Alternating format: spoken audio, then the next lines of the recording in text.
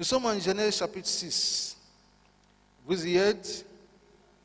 Je lis à partir du verset 5. Le thème, c'est la manifestation de la grâce de Dieu dans la vie des hommes. Et aujourd'hui, c'est le cas de Noé. La manifestation de la grâce de Dieu dans la vie des hommes. Genèse 6, à partir du verset 5. L'Éternel vit, tu peux souligner, vit.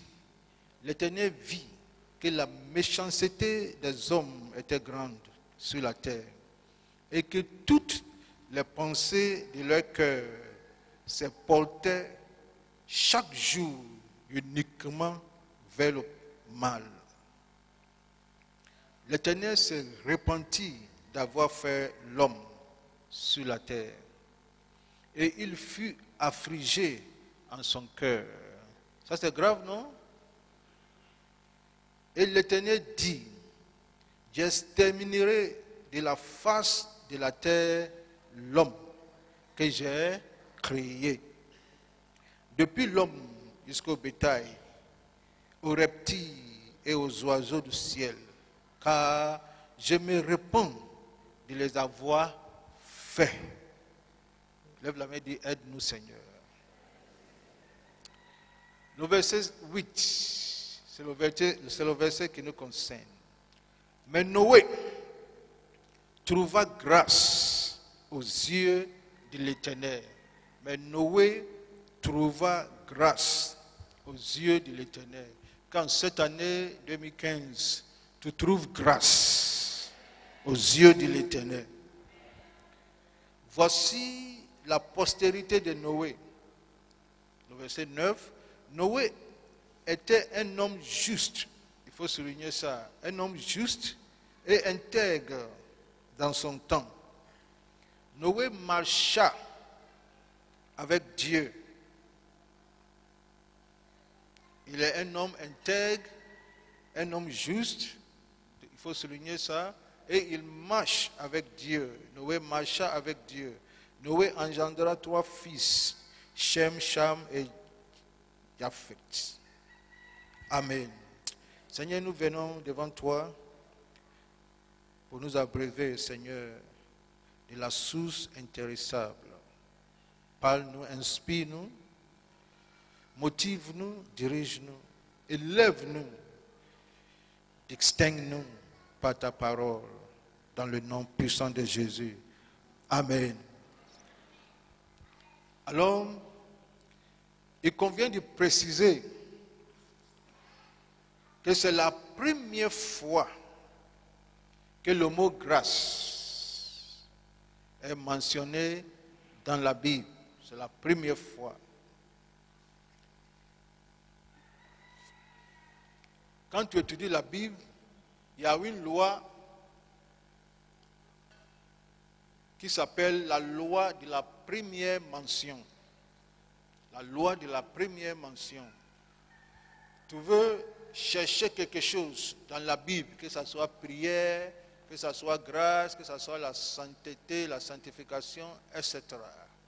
Il faut d'abord aller dans la Bible.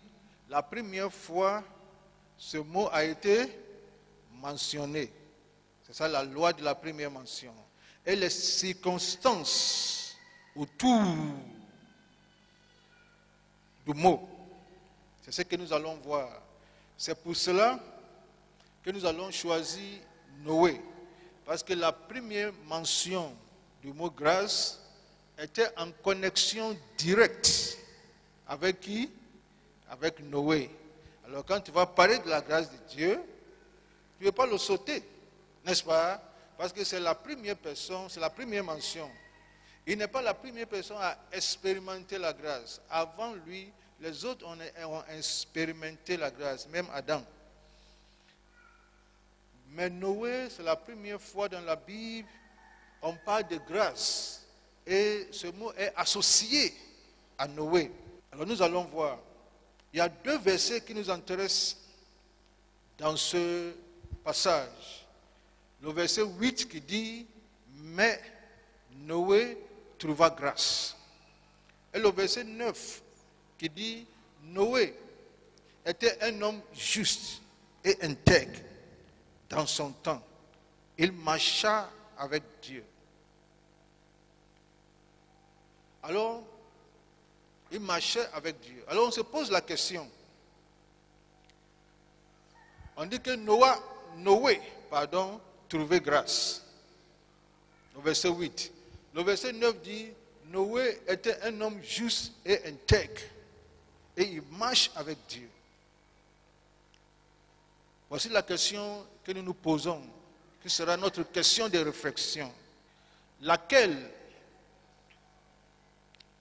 vient en premier lieu, la grâce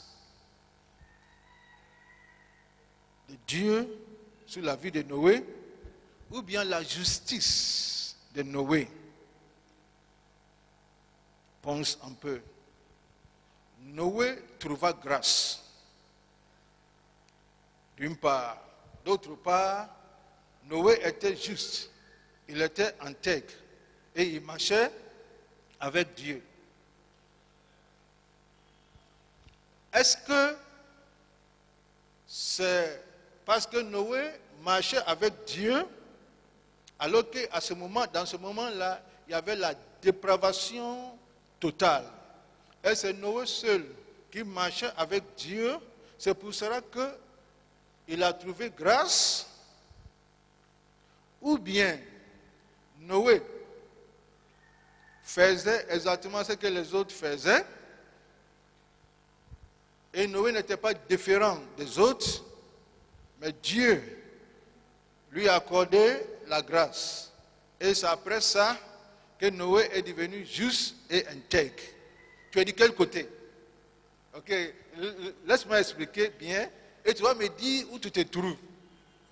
La Bible dit que Noé trouva grâce, le verset 8. Le verset 9 dit Noé était juste et intègre et il marchait avec Dieu. Maintenant, il y a un argument théologique, il y a un débat théologique. Le débat théologique est ceci. Est-ce que c'est la justice de Dieu? Et est-ce que c'est la justice de Noé? Est-ce que c'est son intégrité qui a procuré la grâce de Dieu sur sa vie? Ou bien Noé faisait exactement comme tout le monde. Il n'était pas différent des autres. Mais lorsque la grâce de Dieu est venue sur sa vie, il est devenu juste et intègre. Alors la question est que quand est-ce que Noé devint juste et intègre? Avant ou après avoir trouvé grâce? Vous voyez, la moitié ici n'a pas compris le sens de la grâce de Dieu. Parce que si on te demande de définir la grâce de Dieu, quelle est la définition de la grâce? Tu vas me dire que c'est une faveur imméritée. Si la grâce est une faveur imméritée, qu'est-ce que Noé a fait pour mériter cette faveur? Répondez-moi. Qu'est-ce que Noé a fait pour mériter cette faveur? Il n'a rien fait. Mais pourquoi tu dis que c'est la justice de Noé qui lui a procuré la grâce, alors que la grâce est une faveur imméritée? Ou bien quand on dit une faveur imméritée, tu ne comprends pas? Une faveur imméritée veut dire une faveur que tu ne mérites pas. Ça veut dire une faveur pour laquelle tu n'es pas qualifié. Ou bien une faveur dont tu n'es pas éligible. C'est une faveur pour laquelle tu n'as pas travaillé. Est-ce que mon français est clair? C'est une faveur pour laquelle tu n'as pas travaillé. Dans ce sens-là, Noé n'a rien fait pour mériter cette grâce. La tradition théologique nous montre que comme Noé peut-être était bien, n'était pas comme les autres, et il ne faisait pas comme les autres font, et Dieu lui dit, j'ai trouvé quelqu'un au moins qui est correct tiens la grâce. Ça, c'est pas ça. Si c'est ça, c'est pas la grâce. Allons en Romains chapitre 11, le verset 5 et le verset 6. Romains chapitre 11. Vous me suivez, nous les enfants? Romains chapitre 11, le verset 5 et le verset 6. Vous y êtes? Il en a donc aussi qui ont été réservés en ce temps, selon l'élection de la grâce. Selon l'élection de grâce. Dis après moi, l'élection de grâce. Merci. Et le verset 6 dit, or, si c'est par grâce, on y va ensemble, ce n'est plus par les œuvres. Si c'est par grâce, ce n'est plus par les œuvres. Autrement, la grâce ne serait plus une grâce. Est-ce qu'on se communique? L'apôtre Paul dit, vous voyez, dans la Bible, là, suis-moi, je vais continuer la lecture. Dans la Bible, là, il y a des hommes en qui Dieu donne des révélations. Par exemple, si tu veux connaître la loi, qu'il faut toucher dans la Bible, il faut toucher Moïse. Parce que c'est à lui, Dieu a donné la loi. Si tu veux connaître ce qui se passe au ciel, la révélation des activités au ciel liées au dernier temps, qui il faut toucher? Il faut toucher Jean. Parce que c'est à lui, Jésus a donné cette révélation eschatologique. Ça veut dire des choses des derniers temps. Si tu veux connaître la grâce, qui il faut toucher? Il faut toucher Paul. C'est à lui Dieu a donné la révélation de la grâce. Si tu veux connaître le principe du royaume, qui il faut toucher? Il faut toucher Jésus. Parce qu'il est venu nous donner le principe du royaume. Alors, chaque fois que tu écoutes Jésus, il dit, le royaume de Dieu est comme, n'est-ce pas? Un monsieur qui voyage. Le royaume de Dieu est comme. Le royaume des cieux est comme. Le royaume des cieux est ça. Alors, c'est Jésus qui est venu nous présenter le royaume de Dieu. Il disait à ses apôtres, je vais vous dire beaucoup de choses, mais vous ne pouvez pas maintenant contenir. Mais quand l'Esprit viendra, alors, nous partons chez Paul. Parce que c'est Paul qui est l'apôtre de la grâce. Quand Dieu a fait grâce à Noé, Paul n'est pas là. Mais Paul a eu la révélation de la grâce de Dieu. Alors écoute ce que Paul dit. Paul dit, or, Romains 11, le verset 6, si c'est par grâce, ce n'est plus. Paul n'a pas dit ce n'est pas, mais ce n'est plus par les œuvres. Autrement, la grâce ne serait plus une grâce. Au contraire, si c'est par les œuvres, on y va ensemble, ce n'est plus par la grâce. Autrement, les œuvres ne seront plus des œuvres. Alors, on retourne chez Noé. Noé n'était pas différent des autres. Je sais que ça bouleverse ta théologie. Noé n'était pas différent, aide-moi, des autres. Il n'était pas mieux que ses contemporains, ceux qui vivaient à cette époque avec lui. Il n'était pas mieux que eux. Il faisait la même chose que tout le monde. La différence entre Noé et les autres est que Noé trouva,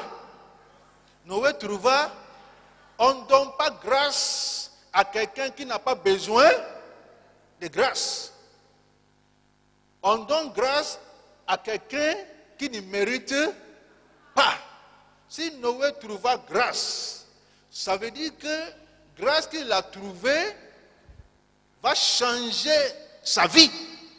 Mais ce n'est pas parce que sa vie a changé, et Dieu a vu que sa vie a changé, Dieu merci, tout le monde est méchant, tout le monde est grave, c'est la dépravation et la perversion totale, mais j'ai vu quelqu'un qui n'est pas comme eux. C'est pas ça. Si c'est ça, c'est pas grâce. Est-ce que mon français est clair? Si c'est ça, c'est pas grâce. Laisse-moi te choquer. Dans la plupart des temps, c'est le pire qui reçoit la grâce. Pense-y. Je répète, dans la plupart des temps, c'est le pire qui trouve grâce aux yeux de l'Éternel. Dans la plupart des temps. Quand Dieu veut faire grâce, c'est à cause de ça que Jésus dit qu'il n'est pas venu pour les biens portants. Il n'est pas venu pour le juste. On ne peut pas justifier un juste. On ne peut pas guérir un bien portant. Alors si Noé trouva grâce, il faut comprendre que Noé était pareil. Lève la main et dis grâce. Dieu te donnera grâce. Alors, toujours sur Noé, pour que tu comprennes le mécanisme de la grâce de Dieu, pour apprécier la grâce de Dieu, allons en Hébreu. Et Hébreu fait référence à Noé. Hébreu 11, le verset 7. Hébreu 11, le verset 7. Hébreu 11, le verset 7. Vous y êtes? Ok. La Bible dit, c'est par la foi que Noé, divinement averti des choses qu'on ne voyait pas encore. C'est par la foi que Noé, divinement averti des choses qu'on ne voit pas encore, est saisi d'une crainte respectueuse, selon ma version. Il construisit une hache pour sauver sa famille. C'est par elle, on parle de la foi, qu'il condamna le monde. On va voir ça. Et divin, c'est par la foi qui condamna le monde. C'est par la foi qui condamna le monde. Mais la Bible dit que c'est par grâce que nous sommes sauvés au moyen de la foi. Ça veut dire que sa foi a commencé après la grâce. Merci. Pas avant la grâce. Et la Bible dit, il condamna le monde, c'est par la foi. Et il devint héritier de la justice. Lisons la dernière phrase. Héritier de la justice qui s'obtient par... On parle de qui? On parle de Noé. Et on dit que Noé, il devint héritier de la justice. Et cette justice-là, Noé l'a obtenue par... Oh, aide-moi.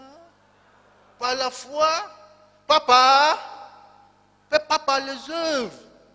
Ça veut dire que Noé ne faisait pas quelque chose d'exceptionnel. Lorsque la grâce de Dieu l'a localisé.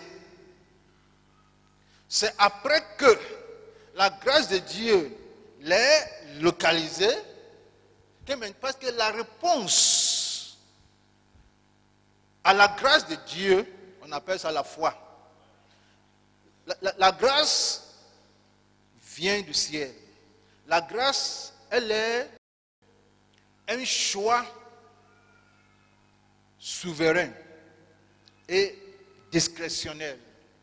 Dieu ne discute pas avec quelqu'un pour te faire grâce. Non. Il ne discute pas avec quelqu'un pour te faire grâce. Il ne consulte pas ton passé pour te faire grâce. Maintenant, quand Dieu te fait grâce, la réponse à cette offre, à ce don de Dieu, s'appelle la foi. C'est à cause de ça l'apôtre Paul dit, c'est par la grâce que nous sommes sauvés par le moyen de la foi. La grâce vient d'abord sur toi et après, tu réponds à la grâce de Dieu. En répondant à la grâce de Dieu, là, ce que sort là, on appelle ça la foi. Et c'est après ça, tu deviens héritier de la... C'est après la grâce, là, tu deviens héritier de la justice. Mais ce n'est pas la justice qui provoque la grâce.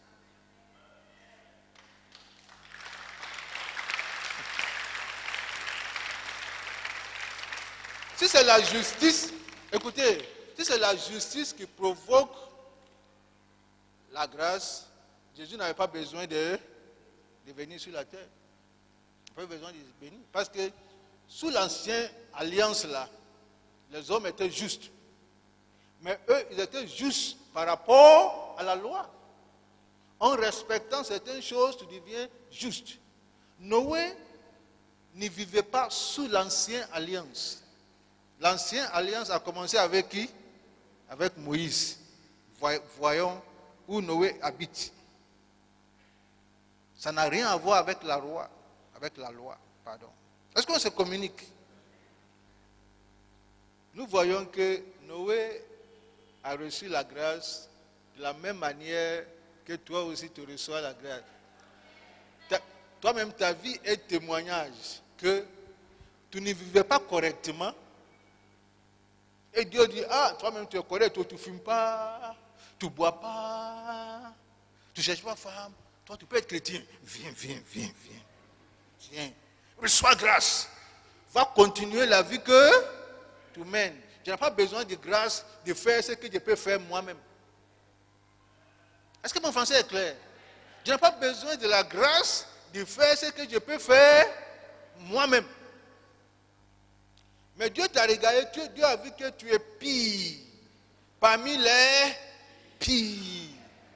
Et Dieu dit, viens, je vais t'utiliser pour montrer une leçon à ceux-là. Que je peux te mettre à part, je peux te justifier, je peux te sanctifier, je peux te laver. Mais avant ça, reçois la grâce. Et quand la grâce vient, les choses suivent. C'est ça la grâce. Est-ce qu'on se communique? Écoutez ce que l'apôtre Paul dit. L'apôtre de la grâce dit, Ephésiens 2, 8 à 10.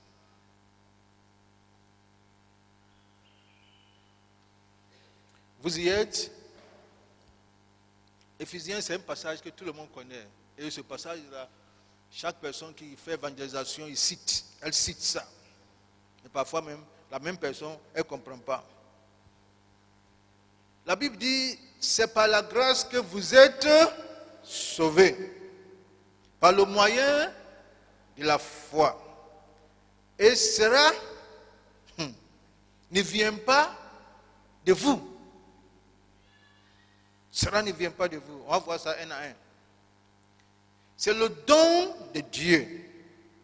Ce n'est point par les œuvres, afin que personne ne se glorifie.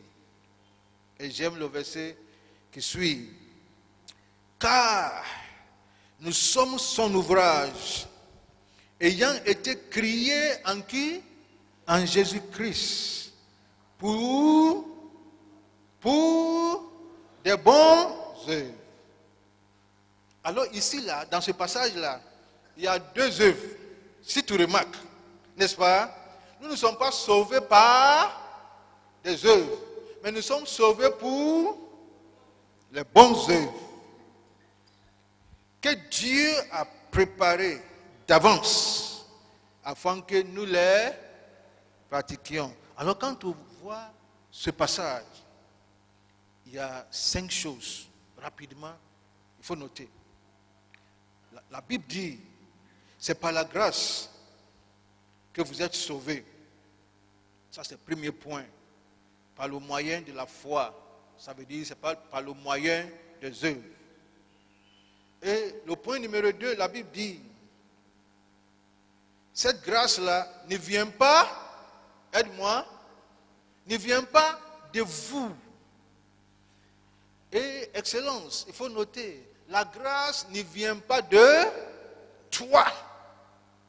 Que ce soit Noé, que ce soit toi, la grâce, la Bible dit, cela ne vient pas, aide-moi, de vous. Ça veut dire, il n'y a rien en homme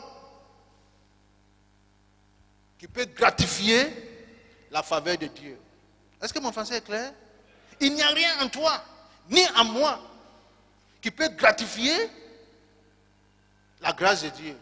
Où Dieu dit, oh, George, il est bien, il est bien, il est bien, laisse-moi lui faire grâce. Ça, ce n'est pas la grâce de Dieu. Paul dit, cela ne vient pas de nous.